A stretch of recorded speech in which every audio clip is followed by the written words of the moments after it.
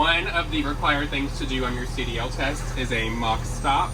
The examiner is going to give you a scenario of kids. So for this example, I'm going to say I have 2 kids to the left and 2 kids going to the right, and my student stop is going to be the green cone down there on the end.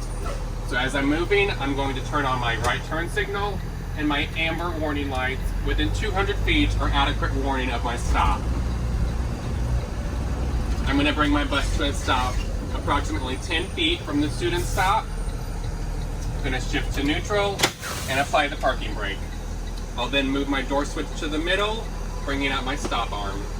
I'm going to tell the examiner my students have been trained on the proper way to exit the bus, and my students exiting to the left are going to exit first. I'm going to call them to the front of the bus. I'm going to check my mirrors to make sure it's safe and traffic is stopped, and I will open my door.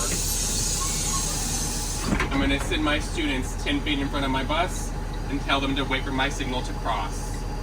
I'm going to check my mirrors. Traffic is still stopped. It is still safe. I'll give my students the signal to cross. Once they are a safe distance away on the other side of the road, I'm going to count them off. 1, 2. My 2 students exiting to the right are now going to come to the front of the bus. I'm going to check my mirrors. Traffic is stopped. Still safe. I allow them to exit the bus. When they're a safe distance away, I count them off. 1, 2. I'm going to close my door. I'm going to check my mirrors one more time to make sure traffic is still stopped and there's no kids returning to the bus. I'll bring my door switch all the way down, turning off my red warning lights and bringing in my stop arm. Put my bus in drive, release my parking brake, turn on my left turn signal.